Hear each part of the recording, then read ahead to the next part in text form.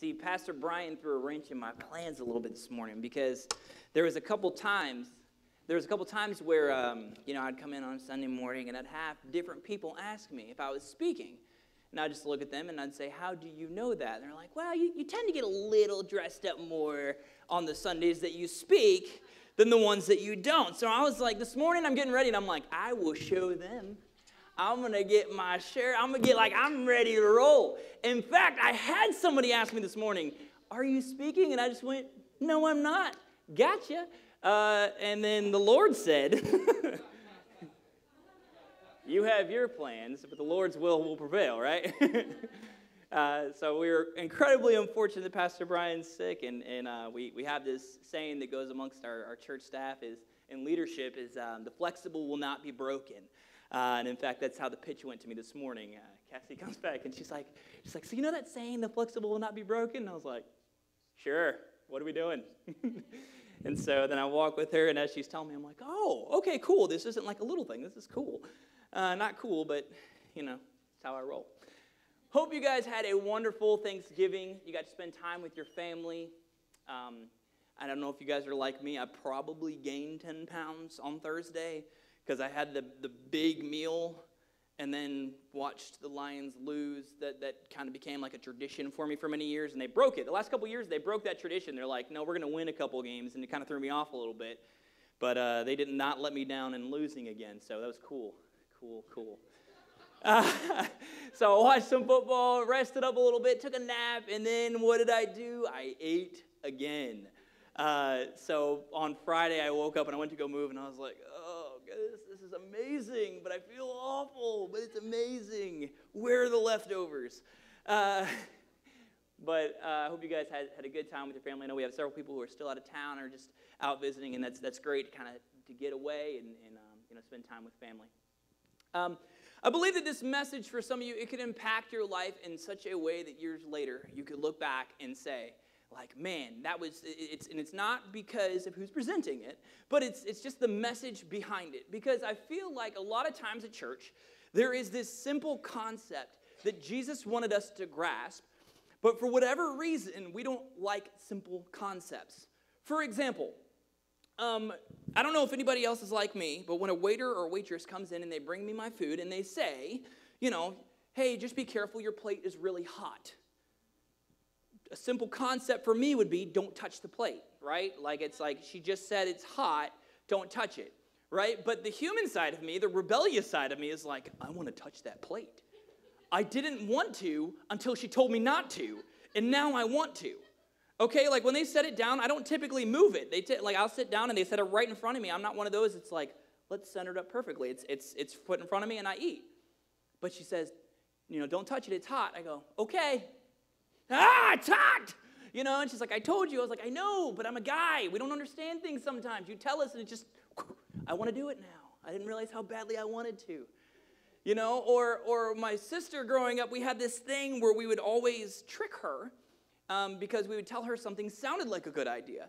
Like the little cigarette lighters where you push it in and it'd get really hot and then it'd pop out and you pull the little thing out and it'd be like red and I'd hold it up and I'd be like, Becca, you should totally touch this. This is awesome. And I would pretend like I would touch it and then I wouldn't.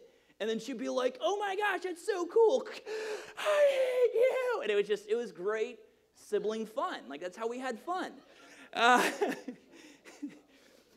And then, of course, my mom, because we started to fight, I don't know if you guys have any parents out there like this morning, where, the parents would be like, I don't know how you discipline, but my mom would always do this thing where if me and my sibling, specifically my older sister, Becca, if she and I were not getting along, my mom would sit us on the couch and make us hold hands. Here's the problem, though. She hated it. I hated it, but she hated it more. And I knew that she hated it more. So being the middle child, see, Pastor Brian talked a little bit about the age of children, and I'm the middle child, and typically we have this job where we have to be instigators, okay? Like, it's just our thing. So I would sit on the couch, and I'd be like, come on, Becca, come hold my hand.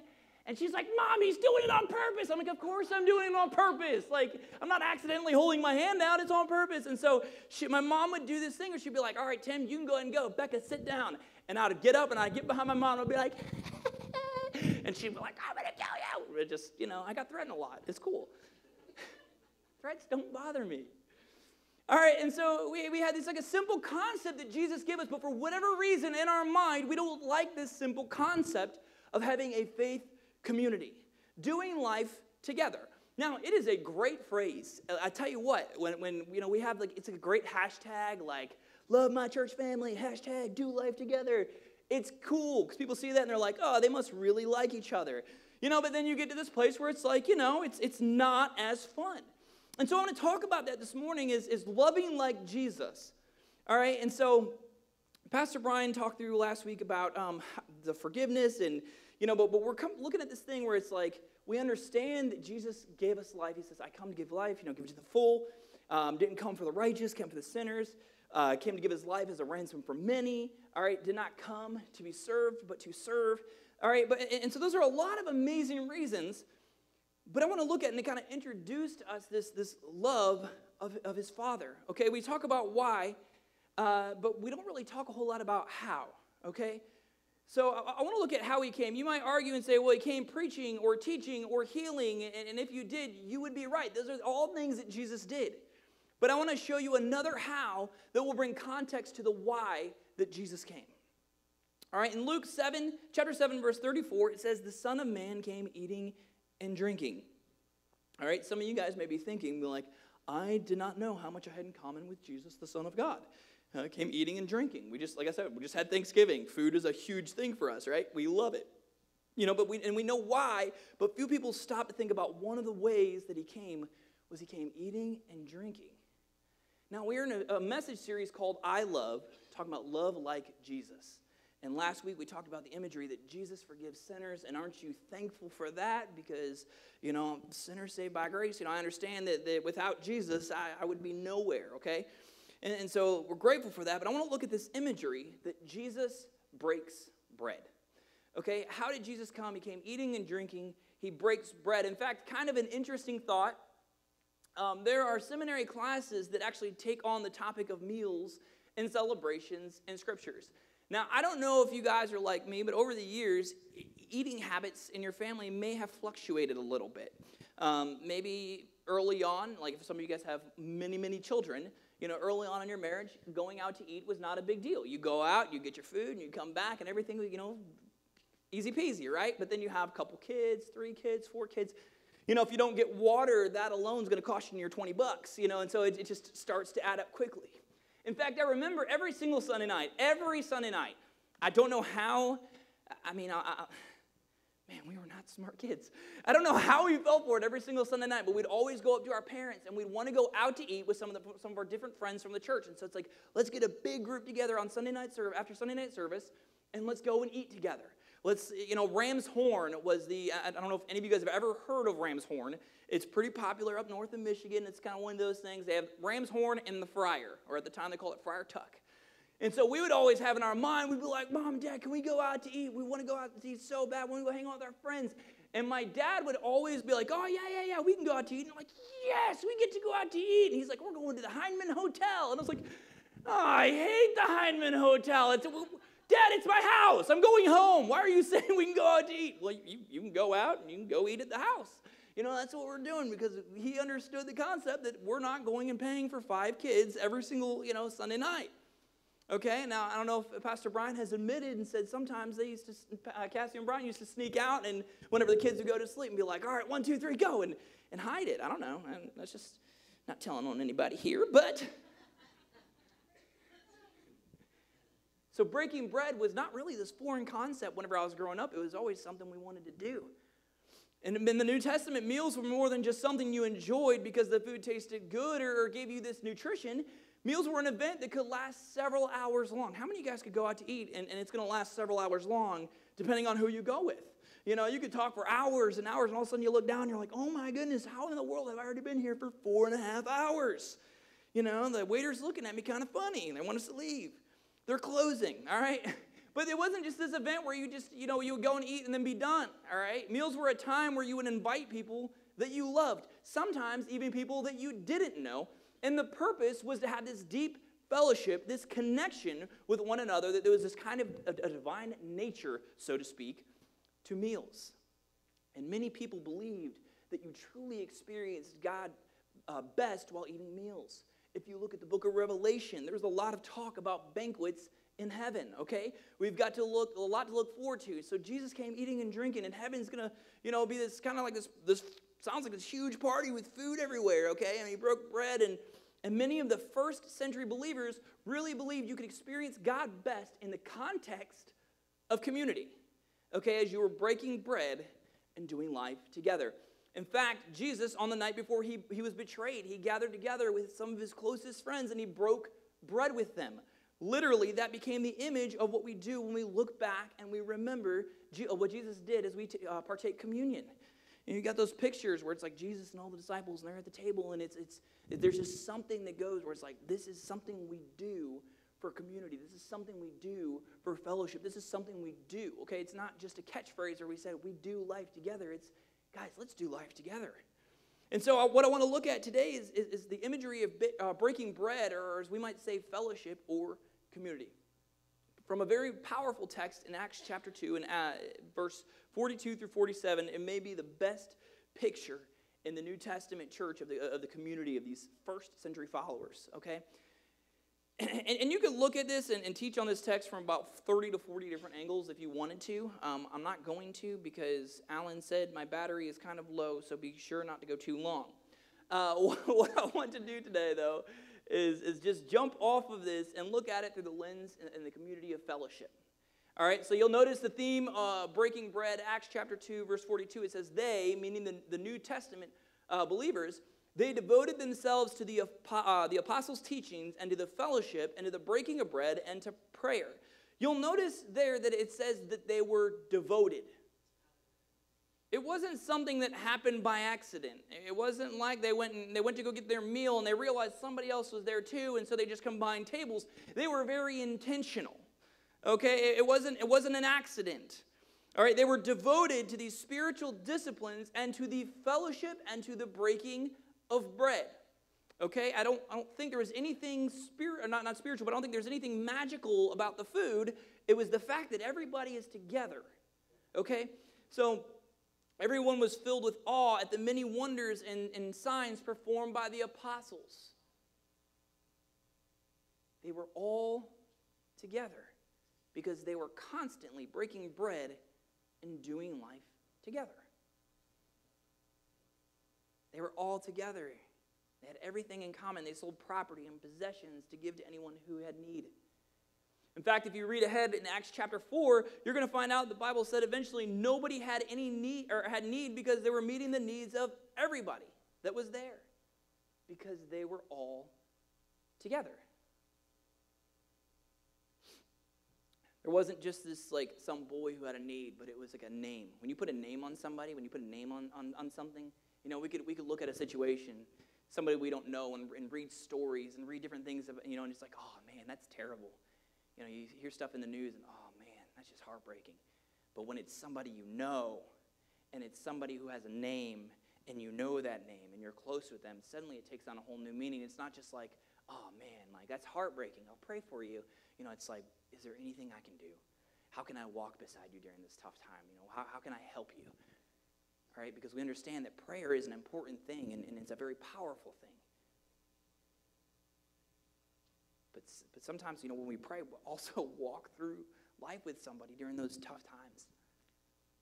And it goes on to say, because they had this deep committed fellowship, and it goes on to say that every day they continued to do this, meet together in the temple courts. They broke bread in their homes. They ate together. The fellowship, the commitment, the loving nature of this first century community of Jesus followers. They broke bread in their homes and they ate together with glad and sincere hearts. And I don't think it was a task or a chore for them. I think it was something that they genuinely enjoyed doing. The Lord added to their number daily those who were being saved. Does that look like your life? Because it can. Honestly, does that look like your life? It's not like, and I'm preaching to myself as much as I am to you guys. This is something where it's, I understand I need community. I need to be devoted to a group of people. I need to have fellowship with people where I need to have a connection. Because, man, life is tough. It doesn't stop. it can beat you down. If you don't have people beside you sometimes that are going to hold you up and say, look, you can do this. You'll give up and you'll stop. Be like, listen, I'm done. I can't do this anymore. By yourself, you can't. But together, we can go far. U-turn students, help me out. Together, you go what? Together, you go what? Far, okay. By yourself, you go fast, okay. So by yourself, you can go fast. Together, you go far.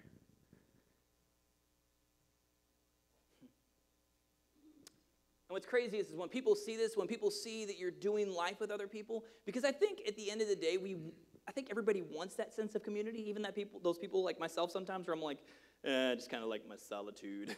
I want to be like Jesus in the sense where I just kind of like go to the wilderness by myself and be alone. And that's important, but there's also that time where you come back and you're with people. And so we have in our mind this idea, we want to give this personification on social media that, man, like we are doing life together. Smile like we all love each other. Ready? Do life together. And then that's about it, But it's like, what would happen if it really looked like that in our daily lives? Not just on Sunday mornings, not just on Wednesday nights, but every single day we're reaching out to different people. So there was this book where the author did a study that really showed why it's more difficult today to have community than it was in the past. And he said one of the things that has changed relationships for the worst was actually, anybody want to take a stab real quick? Social media. We're going to go before social media. The air conditioner. Yeah, some of you guys are like, well, then I'm good without community because I need the air conditioner. Now, some of you guys, may be old enough to remember this, or certainly your grandparents could, but before the air conditioner was a reality, where do you think people sat in the hot evenings? They sat on the front porch, and they would wave at the neighbors, and they, hey, you have these committed relationships. People, everybody knew everybody, and it was great. Sometimes it wasn't, because everybody knew everybody, and it wasn't great.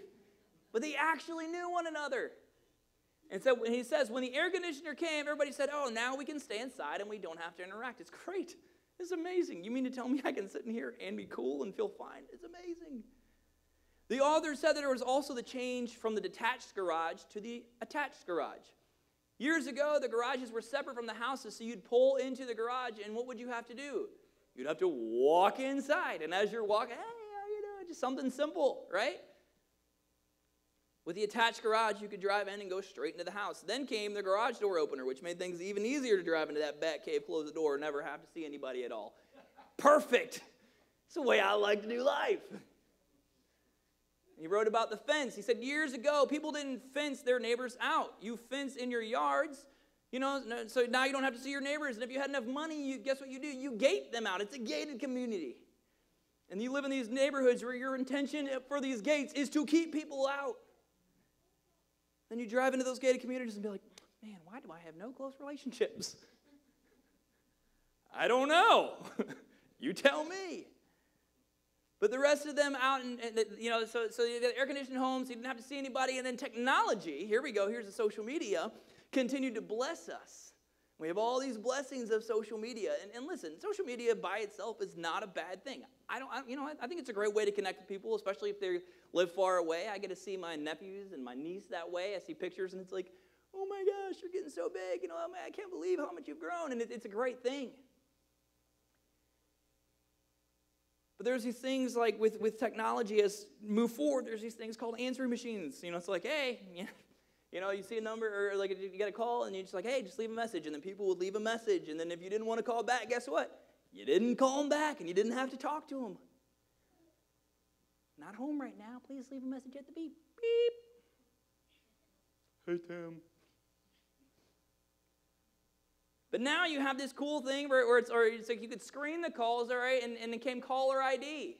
So then you could be at your house and the phone would ring and you look at it and be like, nope, I don't want to talk to you. Hi, leave a message at the beep. Beep. Sorry, I'm busy right now, ignoring your call. I'm pretty sure at one time that actually was what my voicemail on my phone said. I was like, hey guys, Tim, probably ignoring the call. Leave me a message. My mom loved it. Used to be, if you wanted to get something at the store, you'd go out and you go shopping and actually interact with people to get things. People today buy everything online. Amazon has become a close friend of mine. Super close friend of mine. Now, my students know this. If you're like, I love memes. If you don't know what those are, it's like a picture and then it'll like say something on it. Like, I just think they're hilarious, okay? Church memes are really funny. I'm just like, that is so true, you know? But it's like, I read one the other day, and it's like a 6-year-old kid's, like, you know, biggest dream, where you like come home and you got all these presents under the tree, and it's like a 26-year-old's biggest dream. You come home and you got those Amazon boxes, and you're like, yes! It's kind of like my birthday. I'm randomly getting gifts that I bought for myself. It's great. And you don't even have to see people. It's so amazing. You can look at their Instagram photo, you can double tap to let them know you still care, and you can text your friends and say, hey, let's do lunch. And you know, probably when you say, hey, let's do lunch, guess what? You're probably not going to do lunch, but it sounded good, all right? And so what kind of imagery does this set when we're looking at a breaking bread community where it's saying we want this faith community? The answer for most of us, if it's like, you know, do you have that in your life? The answer would probably be no. A lot of us don't. In fact, a pastor rewrote Acts chapter 2 for what the church looks like today. The Christians were devoted to themselves and occasionally got to church when they had time. No one was filled with awe because there were no signs and wonders performed by the believers. Very few of the believers were together, and they had almost nothing in common because they had no real time for each other. If they sold something, they used the money to buy something better for themselves. They ate on the run, kept to themselves, and were too rushed to enjoy one another or give praise to God. They claimed to love God, but they didn't really love each other, and they felt very empty and alone. As a result, most people disliked them, and very few people were ever saved. Yeah, ouch. You know what's really hard about reading that? Because I'm not thinking the church, I'm thinking me. I was like, yeah, how much am I? Oh, dude, why'd you have to write that? That didn't make me feel very good. Maybe some of those are a slight exaggeration, but it's not too far for where many of us are today. And I want to present you with this opportunity for something so much better, this committed community of people. That's a mouthful right there. We break bread together because we love one another, and we truly want to celebrate the presence of God, and God is so good, and we just don't want to do that alone. We need other believers to join hands together, to join our voices together, to worship our good God, because that's just how good He is.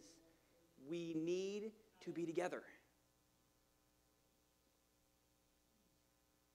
As we talk about breaking bread, the image I want you to have in your mind is sharing Jesus. All right, break bread, the body of Christ. You enjoy Jesus. I enjoy Jesus. We enjoy Jesus together. And I want to give you just 2 simple thoughts about sharing the love of Jesus. And before we look at the first one, we kind of introduce this thought to you. We live in a world today that highly values independence. And in fact, independence is celebrated. You know, it's almost like, man, they're independent. They don't need nobody. You know, independence. I want to be financially independent. I want to be relationally independent. I don't want to need you. You know, our country almost worships independence. The problem with that is to be a follower of Jesus, it's the direct opposite of being independent. To be a follower of Jesus, to be a Christian, is actually to be dependent. Do you recognize that? Like, you cannot be, it's so hard to be like a Jesus follower and just be completely independent on your own, by yourself, just, I can do this, having that mindset of, I can do this alone. You cannot save yourself. You cannot make it yourself. To be a follower of Jesus, it means you are completely dependent on the grace of Jesus, the presence of God. Truthfully, we are dependent on one another because we are incomplete without each other. To be a Jesus follower is to be dependent upon God and upon His people. The challenge is, and I embrace this positive movement of what's happening in my life, but it's still a challenge. But there's this very positive teaching about how you need to have a personal relationship with Jesus. And that's so important because you can't inherit your grandma's faith. You can't inherit your father's faith. All right? It has to be your faith. And I celebrate that. I believe that we all need to have this personal relationship with Jesus. But a more biblical phrase would not be just this personal relationship with Jesus, but maybe a shared relationship with Jesus. Where we understand that we're doing this together. It's a shared faith. It's not like a personal thing where I have my personal relationship, you have your personal relationship. You have your one-on-one time, and that's good. But there's something about having this shared relationship. We really, really, really need a shared relationship with Jesus, because the best experience in the presence of God is together in the context of community. So 2 thoughts. Thought number 1, I want to encourage you to share the love of Jesus with others at church. Hebrews 10:25, the author of the Hebrews says, "Let us consider how we may spur one another on toward love and good deeds." We're going to stop there for a minute, okay? Do you have a community where you get together and you're like, how can we go help people? How can we go, how can we encourage one another? How can we show love? A lot of communities, and I think they're great, don't get me wrong, but it's like, hey, let's go fishing, let's go hunting, let's go to the game, let's have some fun, let's go shopping, let's go out to eat, and that's all well and good. But imagine being a part of a community where you get together and your sole intention is together for you guys to say, we're going to be intentional to show someone love. We're going to be intentional to act out and serve, and we're going to be intentional to make a difference here in Chester. How can we together show the love of Jesus? That's what the author is saying to do. And he goes on to say, let us not give up meeting together as some are in the habit of doing, but encouraging one another all the more as you see the day approaching. One of the biggest challenges today is that people are giving up on meeting together in corporate worship of church. Presence matters.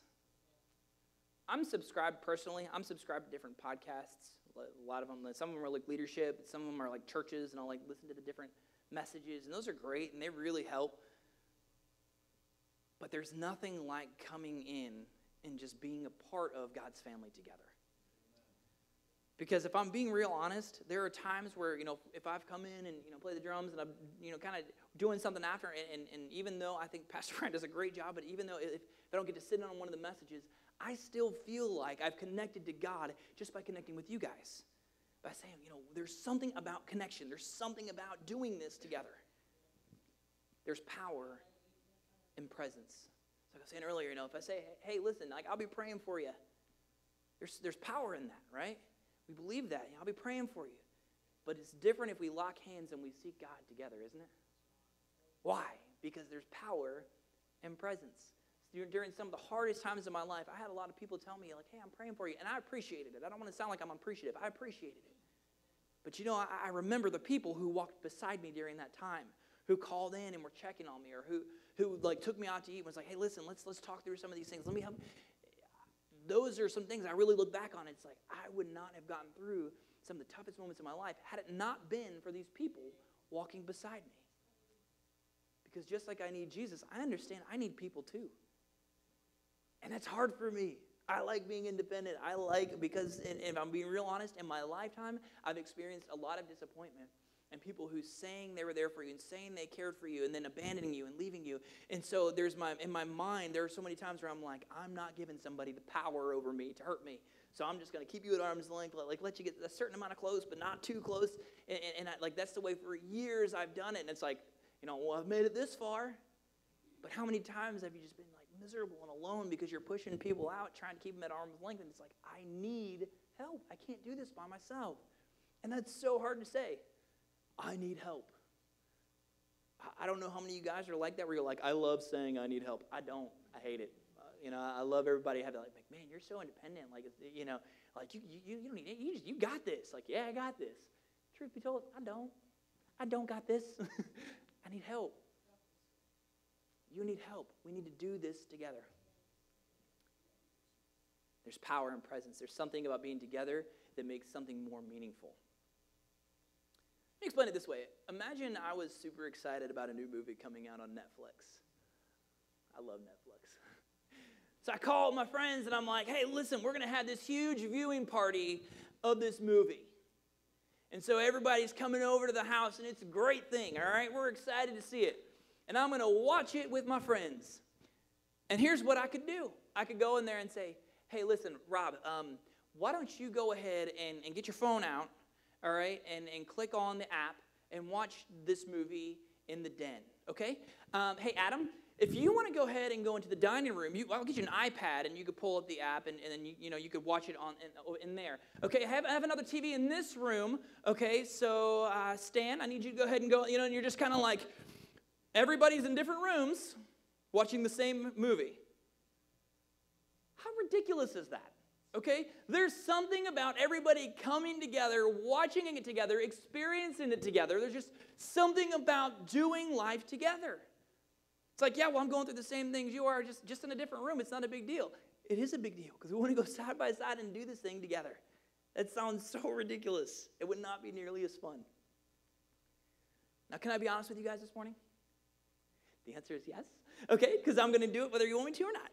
The biggest concern I have right now, and the biggest challenge that we have as a church, is that according to studies across the board, the average American Christian only attends church about one time a month.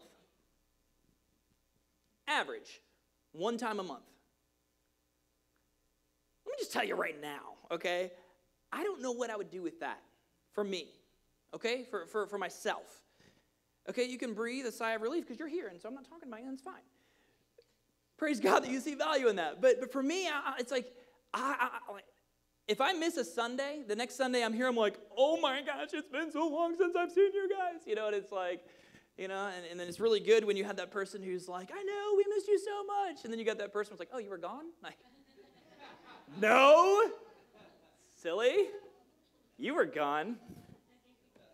Your mom goes to college. So, but one time a month, just imagine that for a second, one time a month. And it's something like several pastors are kind of talking about, trying to figure out what can we do? How can we change this? 1 hour a month. Most of you, some of you, I'm not saying most of you, some of you may have spent more time on social media today, just this morning alone, than 1 hour. I don't know how to help transform a life in 1 hour a month. You can't do it. It's just the help of Jesus. And I understand why everybody's busy. They got their schedule. I get it. All right, I understand busy. All right, I have very, very, very, very, very busy seasons in my life. Trust me. There was a time, actually, it was not too long after I was here. I was working a full-time job, part-time job, working here, going to school full-time. So it's like I know what it's like to have to look at it and be like, okay, I need to plan out every single minute, every single day, and it was a nightmare because I'm not like the most organized person in the world. If you know that to be true, give me an amen. See, that's too many. That's one too many.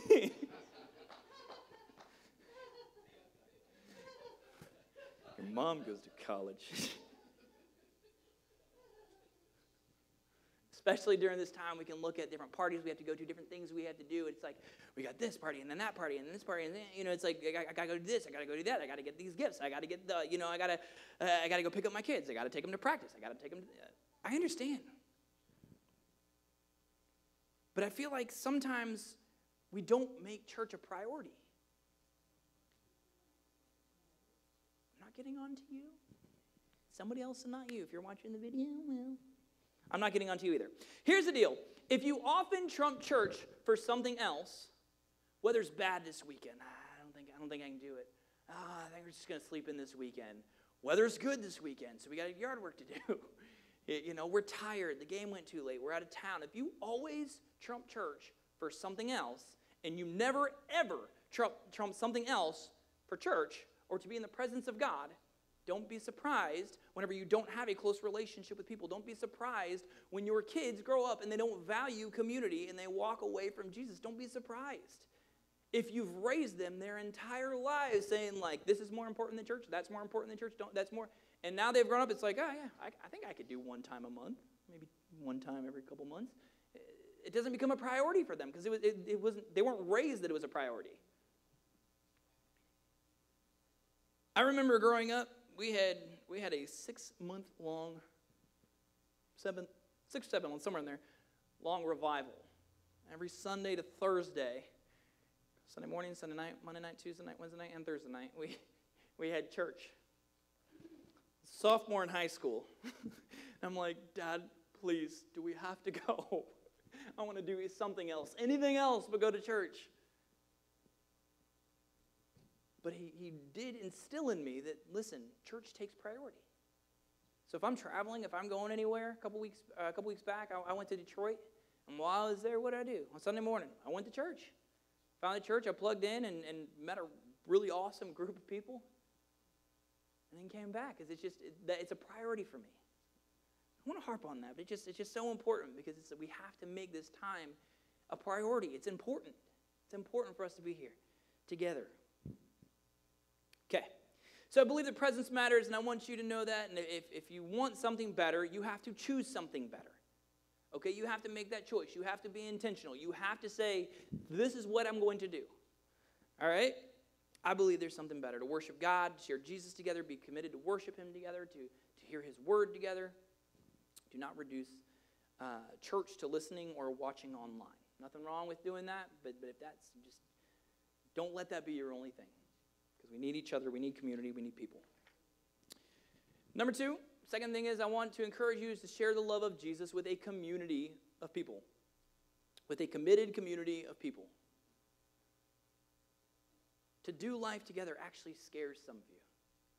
It's such a foreign concept that you don't even know what to think about it.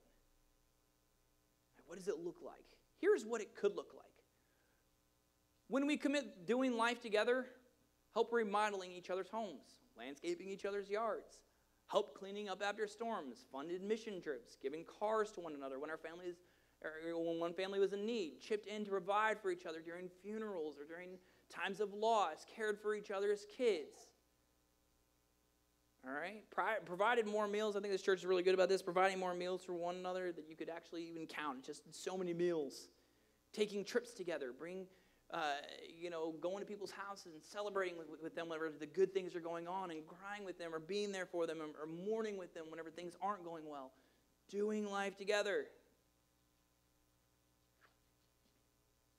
I told you the positive side. Those are all great things. As a salesman, it's like, let's look at the pros, and you're going through. But if we're being real honest, there's some cons to doing life together.